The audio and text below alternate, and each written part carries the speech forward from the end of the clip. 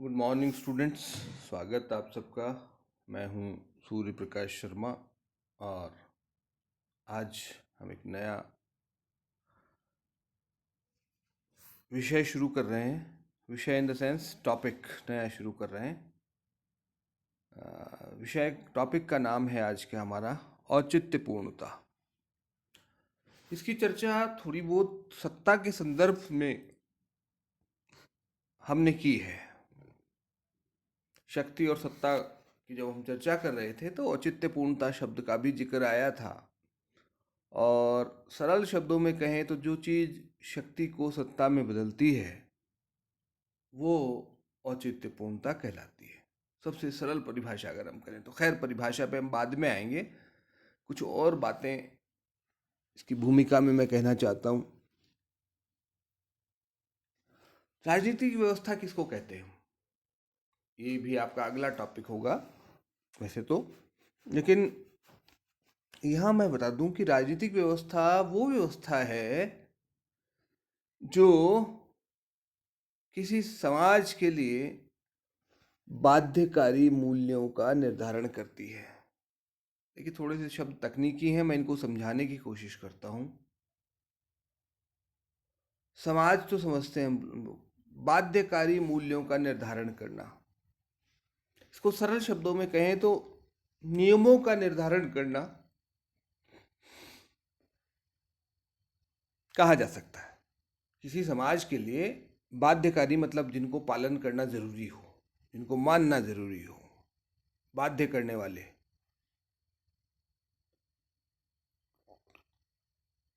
तो राजनीतिक व्यवस्था को हम क्या कहते हैं, किसी समाज के लिए बाध्यकारी मूल्यों का निर्धारण करने वाली व्यवस्था कहते हैं।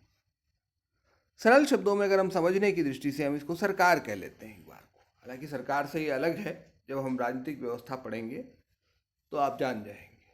लेकिन पुराने शब्दावली का अगर हम प्रयोग करें, परंपरागत राजनीति विज्ञान की शब्दावली का प्रयोग करें तो हम इसको सरकार के रूप में समझ सकते हैं। तो दूसरे शब्दों में हम ये भी कह सकते हैं कि भाई सरकार का काम है किसी समाज के लिए नियम बनाना। पर कोई भी राजनीतिक व्यवस्था अपने आदेशों का पालन कराने के लिए हमेशा शक्ति का प्रयोग नहीं कर सकती या शक्ति पर निर्भर नहीं रह सकती। शक्ति से मनवाए जाते हैं बहुत बार, लेकिन हमेशा ऐसा नहीं हो सकता। ज्यादातर परिस्थितियों में लोग स्वाभाविक रूप से सरकार के आदेशों का पालन करते हैं।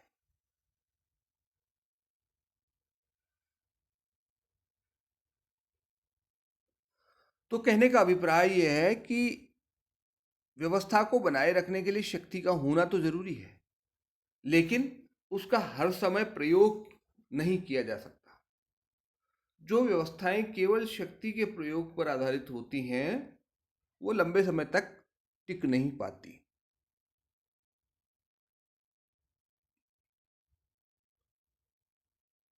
क्योंकि जनता में सरकार का भय तो जरूरी है, कुछ हद तक कानून का भय तो जरूरी है, लेकिन हर समय भय से, सारे लोग भय से अगर मान रहे हैं तो समझ लीजिए कि सरकार या व्यवस्था का अंत निकट है।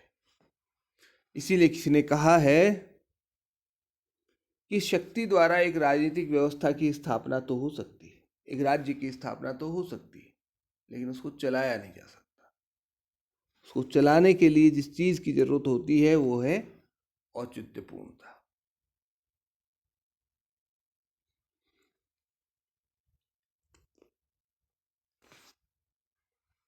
तो औचित्यपूर्णता का काम क्या है? कुल मिला के काम यह है कि वो भौतिक बल को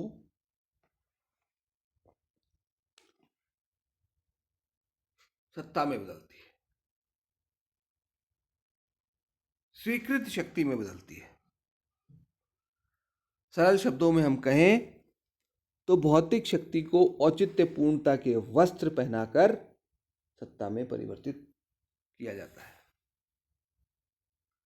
यानी औचित्यपूर्णता ही किसी शक्ति को सत्ता में बदलती है और व्यवस्था के लिए सत्ता का होना बहुत आवश्यक है। शक्ति से काम नहीं चल सकता लगातार। कुछ समय तक तो हो सकता है डरा धमका के हम काम करा सकते हैं, लेकिन लगातार नहीं करा सकते। मैं आपको एक कहानी सुनाता हूं इसको समझाने के लिए। एक विवाह होता है, एक बालिका का, एक लड़की का विवाह होता है। वो दुल्हन बन के ससुराल आती है। तो वहां पर क्या था कि थोड़ा सा लोगों ने सोचा कि ससुराल वालों ने कि धमका के बहू पर रोब जमा लेते हैं अपन अपना, ताकि आगे चल करके ये इसको मतलब बिल्कुल सीधा कर लें, ताकि ये इधर उधर की ज़्यादा बातें ना करे और कहे अनुसार काम करती रहे। तो क्या हुआ साहब, ससुर ने कहा, 2-4 दिन तो बीत गए। उसके बाद जब वो रसोई में जाने लगी तो ससुर ने कहा, बहू मेरे लिए चाय बना के लाओ, वरना नहीं तो। ठीक है, चाय बना के दे दी बेचारे ने। क्या करती, नया नया अनुभव था, डर तो गई एक बार, तो फिर ठीक है बोले कोई बात नहीं। थोड़ी देर में सास आई, वो भी ऐसे, बहू फला काम करके आओ वरना। फिर इधर देवर आया, उसने भी ऐसे ही धमकाया। ननद आई, वो भी ऐसे ही बोले। 2-3 दिन हो गए, बहू बेचारी परेशान, करे तो क्या करे। डरते डरते डर निकल गया उसका 2-4 दिन में। उसने कहा चलो देखते हैं अब क्या होगा, देखा जाएगा। तो साहब 4-5वें दिन फिर वही चल रहा कार्यक्रम। ससुर जी कहें, बहू जल्दी से चाय बना के ला वरना। तो वो खड़ी हो गई तन के, बोले वरना, वरना क्या कर लोगे।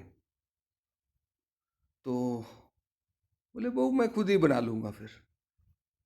तो मतलब अगर आप धमका के काम कराना चाहते हो तो लगातार नहीं करा सकते। आपको सहमति से काम कराना होगा, सामने वाले की सहमति स्वीकार करनी पड़ेगी। तो कहने का अभिप्राय यही है कि ये तो घर का मामला था, सरकार में भी ऐसा ही हो सकता है। सरकार लगातार डरा करके लोगों से कानून का पालन नहीं करा सकती। उसको लोगों के मन में विश्वास पैदा करना होता है कि वर्तमान व्यवस्था अच्छी व्यवस्था है, वर्तमान कानून, ये कानून उनके भले के लिए है, तभी लोग मानते हैं, वरना नहीं मानेंगे।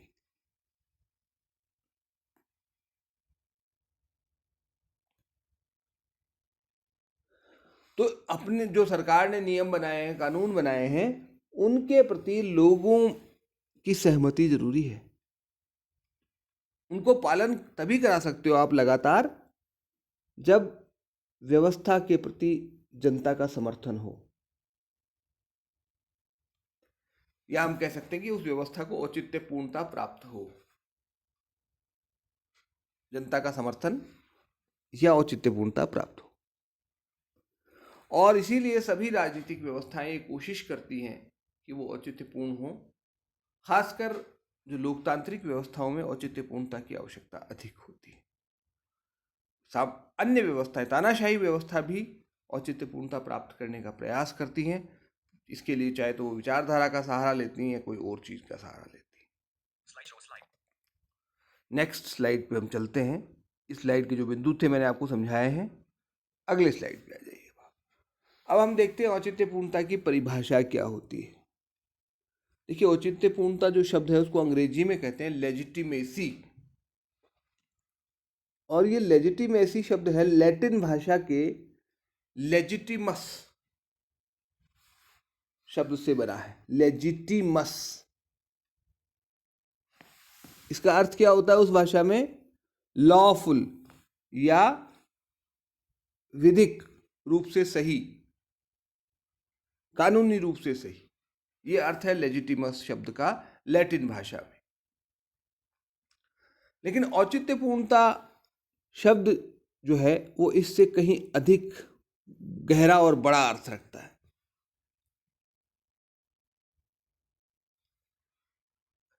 ये केवल कानूनी रूप से सही होने को नहीं बताता, क्योंकि कानून भी गलत हो सकता है। एक सरकार एक गलत कानून बना दे और उसका पालन कराए तो वो औचित्यपूर्ण हो जरूरी नहीं है। कानून का भी औचित्यपूर्ण होना जरूरी है। कानून भी ऐसा होना चाहिए जिसको स्वीकृत जो समाज की सामान्य स्वीकृति प्राप्त हो इसे। तो आप कहेंगे साहब कि हर कानून के लिए जनता से पूछने जाएगी सरकार? नहीं, उसके कई तरीके हैं, वो आगे हम देखेंगे। लेकिन कुल मिलाकर के बात यह है कि जनता की स्वीकृति उस व्यवस्था को प्राप्त होनी चाहिए। परिभाषा की बात करें तो देखिए, एस.एम. लिपसेट की परिभाषा देखिए, औचित्यपूर्णता व्यवस्था की वह क्षमता है जिसके द्वारा वह यह विश्वास उत्पन्न करती है या बनाए रखती है कि वर्तमान संस्थाएं समाज के लिए सर्वाधिक उपयुक्त है। जैसे मैंने अभी कहा था कि क्या हर कानून के लिए पूछने जाए? नहीं पूछना आपको। संस्थाओं के प्रति अगर जनता विश्वास रखती है, संस्थाओं को औचित्यपूर्ण मानती है, सही मानती है, तो आपको हर कानून के लिए विश्वास प्राप्त करने की जरूरत नहीं है। जैसे भारत की बात करें, भारत ने की जनता ये मानती है कि भाई जो लोकतांत्रिक व्यवस्था हमारे यहाँ स्थापित है, संसदीय प्रणाली, वो ठीक है। 5 साल सामान्यतया जिस सरकार को हम चुन करके भेजते हैं उसको कानून बनाने का अधिकार हमने औचित्यपूर्ण माना हुआ है, और वो जो कानून बनाती है उसका सामान्यतया हम पालन करते हैं। और जब हमें कानून पसंद नहीं होता तो हम उसका पर अपनी राय रख देते। वो समाचार पत्रों के माध्यम से हो सकता है, विरोध प्रदर्शन के माध्यम से हो सकता है, और कई तरीके हो सकते हैं। जैसे आजकल आप देख रहे हैं बहुत से लोग कृषि कानूनों के खिलाफ खड़े हुए हैं, तो वो लोग सरकार की औचित्यपूर्णता पर प्रश्न उठा रहे हैं। ये कानून उचित नहीं है, वो खत्म होना चाहिए, हम नहीं मानते इस कानून को। बहुत से लोग न्यूट्रल है, बहुत से लोग उस कानून को सही मान रहे हैं। तो कुल मिलाकर के कुछ समय बाद ये सेटल हो जाएगा। ये कानून तभी माने जा सकेंगे जब ज़्यादातर लोग इनको सही मानेंगे। कुछ दिन में ये विरोध प्रदर्शन निश्चित रूप से समाप्त हो जाएंगे। सरकार इनसे बातचीत करेगी और इनको विश्वास दिलाएगा कि इससे आपका अहित नहीं होगा, या अगर कुछ उनको विश्वास दिलाने के लिए बदलाव आवश्यक होगा, वो बदलाव का आश्वासन देगी सरकार और वो बदलाव करेगी। तभी ये कानून लगातार कायम रह पाएंगे।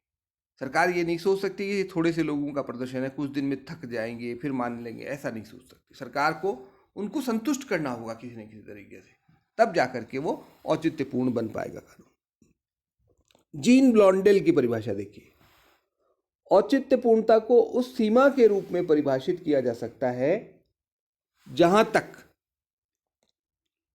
जनता संगठन के आदेशों को स्वाभाविक रूप से बिना कोई प्रश्न किए स्वीकार करती है।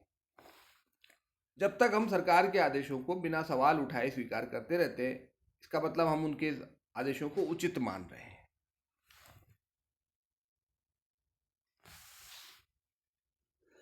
सहमति या स्वीकृति का दायरा जितना अधिक होगा, संगठन उतना ही अधिक औचित्यपूर्ण होगा। सरकार के आदेशों को हम जितनी आसानी से मानते जाएंगे, इसका मतलब वो सरकार को उतनी ही अधिक औचित्यपूर्णता प्राप्त है, ये स्पष्ट हो जाएगा इससे। इसी तरह से एक और परिभाषा देख लीजिए, जैसी प्लेनो और आरी रिग्स की परिभाषा। औचित्यपूर्णता का अर्थ है उचित होने का गुण। बहुत सीधी सी बात है, जो उचित होने का जिसमें गुण है, जिसको लोग उचित मानते हैं, वो औचित्यपूर्ण है। अथवा अधीनस्थों द्वारा स्वेच्छा से स्वीकार किया जाना। अधीनस्थ लोग जिसको स्वेच्छा स्वाभाविक रूप से स्वीकार करते हैं, तो वो औचित्यपूर्ण है।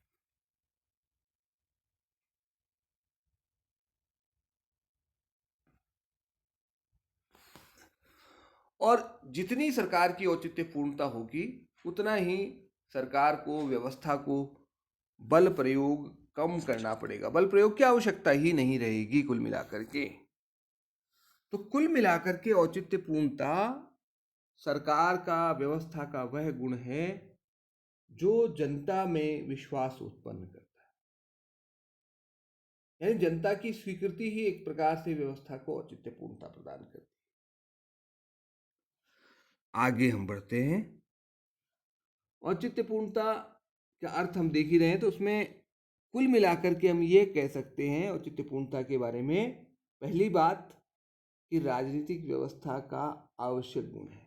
कोई भी राजनीतिक व्यवस्था बिना औचित्यपूर्णता के टिक नहीं सकती, कायम नहीं रह सकती। स्थापित तो हो सकती, जैसे मैंने कहा था कि एक राज्य की स्थापना शक्ति के द्वारा हो सकती, लेकिन लगातार शक्ति से वो कायम नहीं रह सकता। शक्ति का लगातार प्रयोग जनता में घृणा को जन्म देता है व्यवस्था के प्रति, और घृणा व्यवस्था के खत्म होने की पहली निशानी। दूसरी बात, बाध्यकारी भौतिक बल को सत्ता में स्थापित करती है। बाध्यकारी जो बल है, डंडे का जो जोर है, उसको सत्ता में बदलती है। तीसरी बात, राजनीतिक व्यवस्था को स्थायित्व प्रदान करती है। राजनीतिक व्यवस्था इसी से कायम रह पाती, मैंने कहा ना कायम नहीं रह सकती, वो वाली बात। कुल मिलाकर के औचित्यपूर्णता बहुत बहुत आवश्यक है, इससे ये स्पष्ट हो जाता है। आप इनको विशेषताएं भी कह सकते हैं औचित्यपूर्णता की।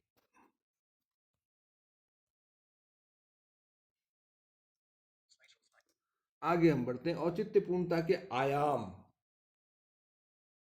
आयाम माने पहलू, हिंदी में थोड़ा सा उर्दू का शब्द है पहलू, लेकिन ज्यादा समझ पाते हैं हम।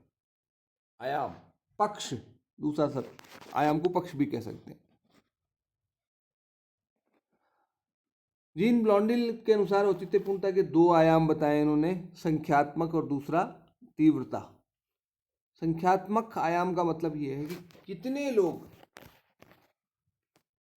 व्यवस्था के प्रति समर्थन व्यक्त करते हैं। जिस संख्या जितनी अधिक होगी, व्यवस्था उतनी ही अधिक औचित्यपूर्ण होगी। जितने ज्यादा लोग सरकार को उचित मानेंगे, सरकार के आदेशों को उचित मानेंगे, उतने ही वो व्यवस्था औचित्यपूर्ण होगी।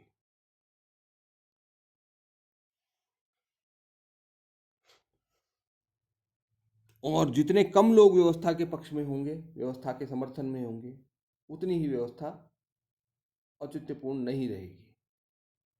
दूसरी बात, तीव्रता।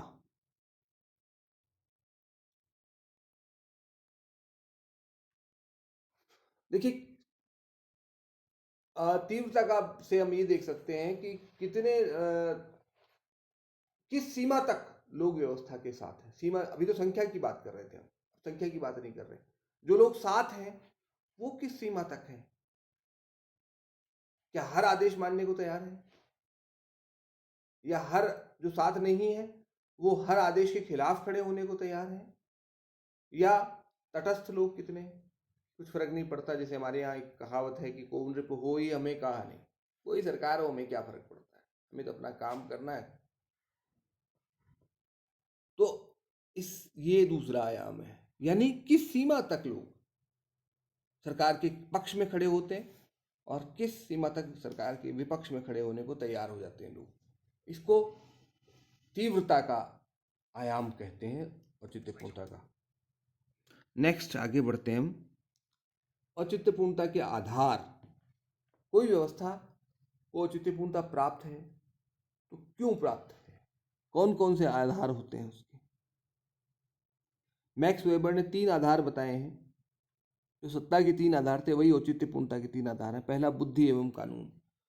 हम बुद्धिपूर्वक ये स्वीकार करते हैं कि हाँ ये ठीक है, ये निर्णय सरकार का ठीक है। जैसे हम सरकार कोई कानून बनाती है तो हम उसको अपनी बुद्धि से उसकी कसौटी पर कसते हैं, बुद्धि की कसौटी पर कसते हैं और ये तय करते हैं कि ये उचित है या नहीं है। हम संविधान का सहारा ले लेते हैं इसके लिए, ये संविधान के खिलाफ है, ये पक्ष विरोध में नहीं है। और जब कोई कानून संविधान के खिलाफ होता है तो उसको हम कहते हैं कि ये उचित कानून नहीं है, उसका विरोध करते हैं हम संविधान के आधार पर। तो यानी संविधान एक तरह से सरकार को औचित्यपूर्णता प्रदान करता है। कोई सरकार चुन करके बैठी है, संविधान के अनुसार है, तो हम कहते हैं कि हाँ ठीक है, उनको 5 साल तक कानून बनाने का अधिकार है, हम मान लेते हैं ऐसा। और वो कानून जो बनाया गया वो भी संविधान के अनुरूप है, संविधान की भावना के अनुरूप है, तो हम मानते हैं कि हाँ ये उचित कानून है। 5 वर्ष तक ऐसा नहीं कि मनमानी करने का अधिकार दिया हमने, संविधान के अनुसार कानून बनाने का अधिकार दिया 5 वर्ष तक। तो दोनों चीजें देखी जाएंगी। दूसरी बात, परंपरा। परंपराओं की कसौटी पर भी कसते हैं हम किसी चीज को। जहाँ संविधान मदद नहीं करता वहाँ परंपराएं हमारी मदद करती हैं कि परंपरा के अनुरूप है कि नहीं काम। और तीसरा, व्यक्तिगत करिश्मा। कई बार चीज़ें ऐसी होती हैं जो बिल्कुल अलग तरह से काम करती हुई दिखाई देती हैं, लेकिन हमें उस व्यक्ति पर विश्वास होता है जो कर रहा होता है। जैसे उदाहरण देता हूँ मैं आपको, 2016 में आपकी नोटबंदी हुई, लोगों को समझ नहीं आया क्या हुआ, इसके उदाहरण भी नहीं थे लोगों के पास बहुत कोई। कानून में था लेकिन लोगों को पता नहीं था। सरकार है, कर सकती, सरकार को अधिकार तो है ही, लेकिन सरकार मनमानी नहीं कर सकती। लेकिन जो व्यक्ति इसके पीछे था, प्रधानमंत्री, उसके भी लोगों को विश्वास था कि सही कर रहा होगा, गलत नहीं कर रहा होगा ये आदमी, इसलिए लोगों ने उस कष्ट को सहन किया। जो भी कष्ट हुआ, लाइनों में लगना पड़ा, पैसा नहीं था लोगों के पास, बैंक में जमा था लेकिन खर्च करने के लिए पैसा नहीं था। ये सारी स्थितियों को कुछ लोगों ने स्वीकार किया क्योंकि लोगों को विश्वास था उस व्यक्ति में जिसने ये आदेश दिया था। तो व्यक्ति भी कई बार आधार होते हैं औचित्यपूर्णता के। नेक्स्ट हम बढ़ते हैं औचित्यपूर्णता के प्रकार। तो औचित्यपूर्णता के 3 प्रकार हो सकते हैं, 3 आधार, ये भी आधार हम भी कह सकते हैं, इनको प्रकार भी कह सकते हैं, बल्कि औचित्यपूर्णता के प्रकार पिछले वाले हैं, ये आधार के रूप में हम ज़्यादा ठीक कहें इनको। पिछला हमने देखा था औचित्यपूर्णता के आधार, ये भी आधार बल्कि प्रकार ही कर लीजिए इनको, कोई बात नहीं। पहली चीज, विचारधारा के प्रति औचित्यपूर्णता। प्रकार हैं ये औचित्यपूर्णता के, विचारधारा के प्रति औचित्यपूर्णता। सरकार की जो विचारधारा है, व्यवस्था की जो विचारधारा है, उसको स्वीकार करते हैं कि नहीं। दूसरा, संस्थाओं संरचनाओं के प्रति, जो संस्थाएं कह लीजिए आप इनको, संस्थाओं के प्रति औचित्यपूर्णता। जो जैसे विचारधारा की बात करें, अगर हम भारत की बात करें तो भारत की जैसे लोकतांत्रिक विचारधारा है, समाजवाद हमारी विचारधारा का एक हिस्सा है। एक विचारधारा का हिस्सा हमारा पंथ निरपेक्षता, ये हमारी राजनीति व्यवस्था की विचारधारा है, तो इसको हमने स्वीकार किया हुआ है। इसकी जगह पे कोई दूसरी विचारधारा आएगी तो हम आसानी से उसको स्वीकार नहीं कर रहे हैं। अभी जो व्यवस्था की जो विचारधारा है, अब स्वतंत्र भारत, गणतांत्रिक भारत की जो है वो गणतंत्र, ये लोकतंत्र में हम विश्वास करते हैं, समाजवाद में विश्वास करते हैं, धर्मनिरपेक्षता में हम विश्वास करते हैं। ये हमारी विचारधारा के आयाम हैं, तो इनके प्रति समर्थन जनता का होना चाहिए। दूसरा, संरचनाएं मतलब संस्थाएं, जैसे संसद के प्रति, सर्वोच्च न्यायालय के प्रति हमारी विश्वास है। तीसरा, व्यक्तियों अथवा पदधारी लोगों के प्रति विश्वास होता है। जो पद पे बैठे हुए हैं उनमें भी विश्वास होना जरूरी है।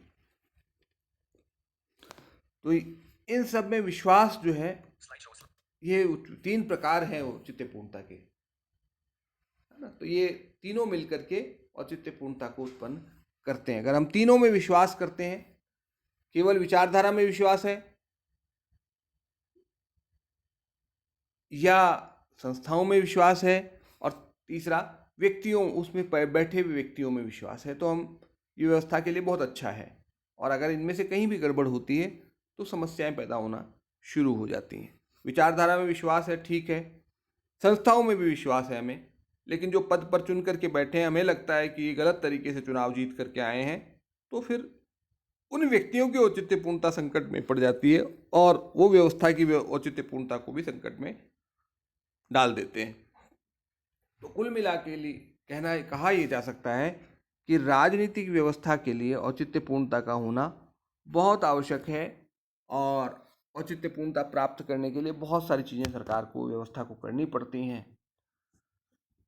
उन चीज़ों को करते हुए, जनता में विश्वास बनाए रखते हुए, जनता का समर्थन हासिल करते हुए कि ही कोई व्यवस्था आगे बढ़ सकती है, निरंतर बनी रह सकती है।